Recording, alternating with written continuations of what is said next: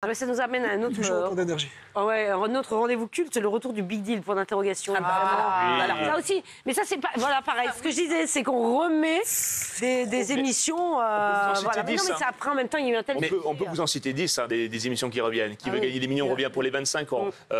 Popstar, ça se tourne au Dôme de Paris. C'est Arthur qui animera l'émission en public dans un gros dispositif. Le maillon faible. Il y a que le meilleur gagne avec Philippe Lelouch qui revient sur M6. Il y a toute cette nouvelle vague. En fait, toutes les anciennes marques, les producteurs, ils ont bien compris. On est dans un mood revival. On a vu la Starac, on a vu Secret Story. On y va parce que ça fonctionne. Et surtout, il y a une nouvelle génération qui va être touchée. La génération de ceux qui ont 12, 25 ans et qui n'ont pas connu, par exemple, le Big Deal. Le Big Deal, c'est un gros pari pour RMC Story. RMC Story, vous imaginez bien, les budgets de chaînes de la TNT. Et là, ils vont l'investir en prime time. Si vous voulez que ça se réussisse, il faut que les moyens soient à la hauteur de leurs ambitions. Non, mais ça, je suis d'accord avec toi. Ça veut dire qu'on remet des programmes anciens, mais tout fonctionne pas en fait. Non. Il y a des trucs qui sont un peu passés, non? Je sais pas, il y a des programmes que ok, c'est bon. Oui, c'est ça. Déjà vu, c'est souffle. On peut en citer, Nouvelle Star, Apprendre ou à laisser, toutes ces émissions qui ont été à un moment donné relancées, ça n'a pas forcément fonctionné. Academy, ça a super bien. Apprendre ou à laisser, ça a bien marché sur C8 quand même. Après, j'y crois pas trop, très honnêtement, le retour du maillon faible, par exemple, sur M6, parce qu'il y a des concepts, si vous voulez, que vous relancez, mais qui reposaient uniquement sur une personnalité. C'est comme si vous relanciez quelque part Touche pas à mon poste, par exemple, en 2050, sans Cyril Hanouna, si vous voyez. C'est un peu. En 2050 Oui, par exemple. Déjà, il n'y aura pas Daniel Moreau.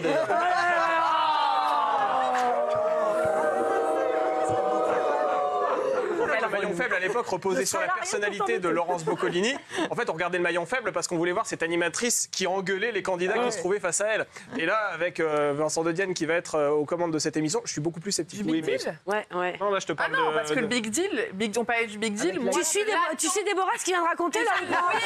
On parlait pas du Big Deal, il parlait de maillon faible. Mais moi, je parle du Big Deal. On parlait du Big Deal. Et ben, écoutez, quand il va revenir sur RMC Stories, ce que je kiffe pour le coup, c'est qu'absolument rien ne va changer. Vincent Lagaffe y tenait. Aucune règle ne va bouger. Bill, le petit manin, sera le même, qui renfilera exactement le même costume. La seule chose qui changera, c'est les gaffettes, pour le coup, qui ne seront plus là comme à l'époque. Tout ce qui est rapport à la misogynie. Oui, Sacha. Non, mais comme disait Maxime, comme ça va être en prime time, ça va être compliqué de refaire une émission comme on avait avant. On rappelle que c'était à 18h, 19h à l'époque sur TF1. Moi, perso, j'étais tous les jours devant. Quand j'étais petit, j'adorais cette émission. Voir Vincent Lagaffe faire le fou tous les soirs, c'était incroyable. Et là, l'histoire du Big Deal, c'est que quand ça va arriver en prime, est-ce qu'on va avoir la même émission qu'on avait en accès sur TF1, même si c'est le même animateur, même si c'est le jeu? J'ai l'impression que ça va être encore un petit peu une version low cost, mais ça arrête sur RMC Story. C'est une chaîne qui n'a pas le même budget que TF1. Non, c'est sûr. Et petit exclu TPMP même l'été, puisqu'on parle des revivals de jeux, figurez-vous que TF1 a proposé à Jean-Luc Reichmann de faire un retour d'Attention à la marche en anniversaire. Ça aurait été énorme. Et visiblement, ils sont en discussion là-dessus pour faire une spéciale, un peu comme ils font pour les Qui veut gagner des millions les 25 ans. Avec la émission à laquelle Sacha a participé, bien sûr. Ça va cartonner. C'est la question co. Oui, j'adore. Il le fait très bien. Il le fait très bien. Le Big Deal, c'est 7 saisons quand même, plus de 6 millions de téléspectateurs chaque fois. Ça donne le tournis. Et 1400 émissions tournées. Donc il y avait un sens un peu industriel à l'époque. Et puis remarquez aujourd'hui sur le retour des grandes marques, elles passent non plus au quotidien pour la plupart. Tu parlais du maillon faible qui revient avec Vincent De Dienne. Et le Big Deal, ils reviennent en prime time. Ce sont les premières parties de soirée. Parce que c'est là, ça devient des événements. Et d'ailleurs, ils ne tournent pas 34, 40 émissions, mais ils font ça en test, ils voient comment ça fonctionne, ils vont quand même conserver le décor au cas où il y aurait une reconduction. Après, au-delà du Big Deal, il faut savoir que Vincent Lagaffe est un animateur qui, même s'il est moins présent à la télévision, est extrêmement populaire. À TV Magazine, il y a un sondage qui est paru il y a quelques années de ça, 2 ans je dirais, qui posait la question à un panel représentatif de la population française âgée de 4 ans et plus, donc vraiment quelque chose de très représentatif. Quel est l'animateur qui vous manque le plus aujourd'hui à la télévision? Et en première place, il y avait Vincent Lagaffe. Donc c'est quelqu'un qui vraiment a marqué le paysage audiovisuel et vraiment que des personnes regrettent aujourd'hui de ne plus voir en télévision. En animateur Vincent Lagaffe et en animatrice Dorothée. Et Dorothée, bien sûr, mais Dorothée, on a grandi avec elle. On peut juste dire un petit mot quand même. Dans les émissions Revival, il n'y a que la vérité qui compte. C'est un vrai retour réussi sur C8. Ça revient. C'est vrai que la vérité. C'est pas un jeu. Gros carton, ça va revenir là. Ils sont en train d'en retourner. D'ailleurs, je vous le dis, si vous avez une vérité à révéler, n'hésitez pas, vous contactez les équipes. Vous verrez, vous passerez un bon moment. Voilà. Je vous en ai parlé il y a quelques jours. Voilà, exactement. Luc, on va envoyer un mail. Envoyer un mail. Enfin bref, vous avez le numéro de téléphone, les appels à témoins. Vous n'hésitez pas. Si vous souhaitez retrouver quelqu'un ou dire quelque chose à une personne qui a compté pour vous, n'hésitez pas. Vous serez bien accueillis. Ils sont formidables. Bataille Fontaine, oui, ils adorent. T'as raison de dire, effectivement, c'est un succès. Et ça peut paraître étonnant, parce que la société a tellement changé avec les réseaux sociaux, on peut peut-être se retrouver plus facilement. Oui, mais l'émotion, ça marche pas, parce que voilà. Ça change pas, t'as quelqu'un en face de toi, c'est pas les réseaux sociaux. Exactement. Tu règles pas tes trucs, et en plus, on se retrouve embarqué, quoi. Tu commences l'émission, tu lâches pas, il faut être très fort. La Starac aussi, parce que là, on parlait plus que des jeux, parce qu'il y a que la vérité qui compte, n'est pas un jeu, mais la Star Academy qui est revenue aussi sur TF1, c'est un énorme succès. Pourquoi ? Parce qu'ils ont repris les codes de ce qu'il y avait avant, c'est-à-dire des candidats feel good, le château qu'ils avaient perdu lors de la dernière saison sur TF1, donc il n'y avait plus les ingrédients, l'animateur, Nikos évidemment, et donc c'est pour ça que ça a été aussi un énorme succès. Et pardon, est-ce que la télévision française ne manque pas un peu de créativité? Bah oui, madame. Mais pourquoi que quelqu'un m'explique ça? Voilà, les chaînes. Parce qu'il y a trop d'argent en jeu et mettre un nouveau concept à l'entenne, ça fait plus peur que d'essayer. Oui, mais tu peux tester. Tu trouves les moyens de tester le concept avant, donc ça va pas. Enfin, il y a bien des solutions. C'est vrai qu'on a l'impression qu'on n'invente rien, que voilà, c'est dans les vieux pots qu'on fait les meilleures confitures, nous dit-on. Oui, même. Donc ça va passer en amour.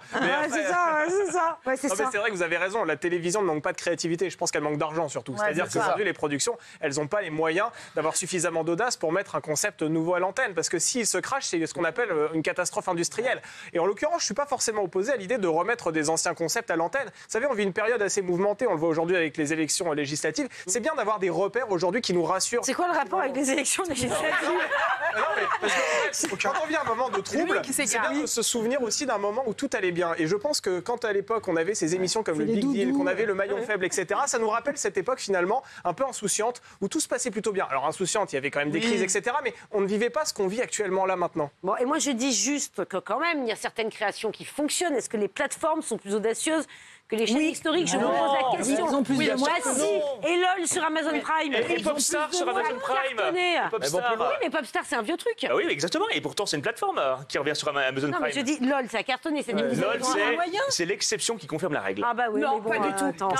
Allez, Ludivine, on t'a pas entendu. Ludivine. Juste vite fait pour contredire. Non, mais pas vite. Maxime, je suis totalement d'accord avec vous. Je vous le disais, le manque d'inspiration, de créativité, les émissions ressucées. Moi, j'en peux plus. LOL, carton absolu. Nouvelle école sur Netflix, carton absolu. Mais c'est pas des jeux, on parle d'émissions, Doudou. Comme par rapport à la Starac, tac, télécrochet. Tu l'appelles Doudou, toi? J'appelle Doudou. Mais il est tout doux.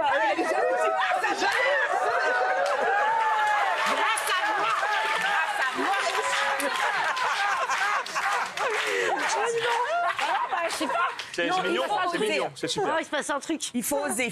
En vrai, il faut oser. Pascal m'appelle mon chéri. Oui, Il faut de l'argent. Pascal, non, sur les jeux, le vrai problème, on l'a dit, c'est qu'il y a un manque d'argent. J'ai proposé un jeu à C8 il y a pas longtemps. Sacha, il est de tous les bons points. Alors vas-y, raconte ton jeu. Tout à l'heure, c'est lui qui gagne à la fin. Je vous dis, franchement, ça c'est... C'est mon rêve d'animer un jeu. Mais aujourd'hui, on voit quoi le problème? C'est qu'il n'y a pas d'argent. Quand on a repris à prendre ou à laisser, ou quand on reprend le juste prix, il n'y a plus d'énormes sommes à gagner. Et avant, ce qu'on aimait bien voir à la télévision, c'est ouvrir une boîte pour pouvoir gagner 1 million d'euros. Comme à Qui veut gagner des millions. Aujourd'hui, c'est qui veut gagner maximum 10 000 euros. Parce que les chaînes n'ont plus d'argent, donc les gains maximum sont pas très élevés. Donc on n'a pas. Je crois que c'est ça, c'est parce que t'as pas trop. Ça va 10 000 balles, mais c'est énorme, 10 000 balles. Bien sûr que c'est énorme, 10 000 balles pour les Français, mais quand avant, on pouvait gagner 500 000 euros, 1 million d'euros en ouvrant une boîte, et que maintenant, les échelles des gains vont jusqu'à 10 ou 20 000 euros, où il n'y a que sur TF1 les 12 coups de midi où on peut gagner 1 million, mais il faut attendre 2 ans, et puis être maître de midi pendant 2 ans. Donc voilà, ça ne motive plus. T'as pas tort. Si on prend un champion, ça marche toujours et on gagne un dictionnaire, voire 2. Non, c'est pas les gains, je suis pas sûre, mais effectivement, je suis d'accord avec Damien, peut-être que oui, ça nous rassure de retrouver des programmes, mais je pense qu'on est un peu déçus, non? Oui, il y a quelques petites créativités de temps en temps, tous les 3-4 ans, Duel en famille sur France 3, France Télévisions teste de choses. Sur le marché international, ce qu'on appelle un hit format, un voice, un incroyable talent, c'est tous les 10 ans. Tous les 10 ans, vous avez un gros format qui arrive, qui est généralement acheté, préempté, optionné par une grande chaîne nationale qui a les moyens de le développer. Et moi, tiens, il y a Mask Singer qui était arrivé aussi, c'est un programme qui... Non mais c'est vrai, alors Mask Singer, on en attendait, tout le monde attendait l'événement Mask Singer. Mais et bon, c'était nouveau, Mazinger. Enfin, tu vois, c'est un nouveau programme, c'est pas une révolution. Il y a des stars exceptionnelles, et là, c'est des gens qu'on n'a pas vu depuis 35 ans. Donc c'est ça le problème. Le casting en France est très compliqué. Les stars ne sont plus comme avant. Pascal, c'est un concept étranger. C'est pareil, ils prennent moins de risques parce qu'ils se disent ça marche ailleurs. Moi, je voulais quand même justement saluer, au point de vue créativité, Cyril Ferraud, que j'adore, et qui a quand même fait un jeu 100% logique, qui est un carton absolu sur France Télévisions, qui est une vraie création française, qui est très très très rare. Donc ça, c'est la réussite. Tu as raison, elle a raison, Magali. Et pourtant, quand les Français s'aventurent un peu dans tout ça, ils font un carton à l'étranger parce qu'il y a beaucoup de programmes français qui sont vendus à l'étranger. Normalement, TPMP, c'est vendu dans plein de pays, je crois. Fort Boyard, c'est un carton international. Il y a plein de... Donc c'est vrai que le problème, c'est que les chaînes, je pense que c'est pas vraiment les prods qui n'ont pas envie de bosser ou qui n'ont pas envie de produire, c'est les chaînes qui peuvent pas payer ces programmes-là et du coup qui prennent pas de risques. Donc, et c'est dommage parce que la production française est de qualité et on le voit dans les ventes à l'international. De toute façon, le catalogue des anciens formats, il est en train de s'épuiser. Là, encore 1 ou 2 ans d'anciens formats. Vas-y, alors il reste quoi? Tour des manèges. Attends, tour des manèges, énorme. Alors, allez, je vous livre un petit scoop. Attends, c'est revenu avec Coé, c'était un flop d'audience. Ouais. Ah ouais, c'était con ça. La roue de la fortune, Pascal. La roue de la fortune. La roue de la fortune, toujours. Non, c'est pas, c'est juste pris. Allez, petit scoop TPMP, même l'été. France Télévisions travaille au retour d'Interville en 2025.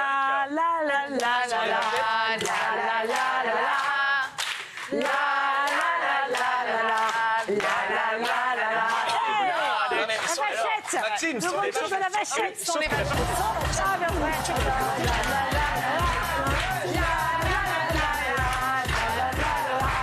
Mais c'est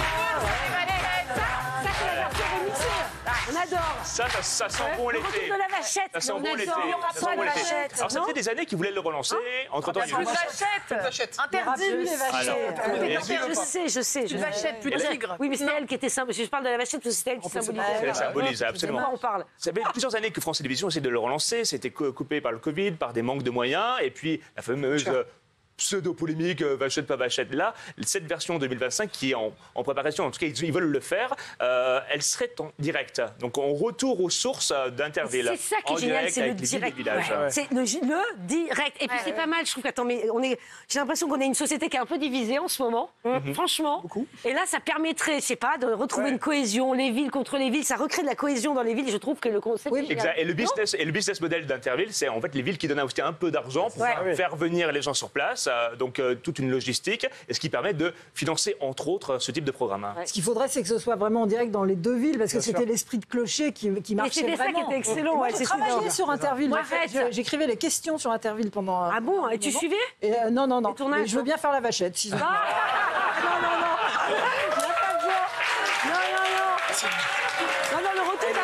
Le retour d'Interville, moi je dis oui.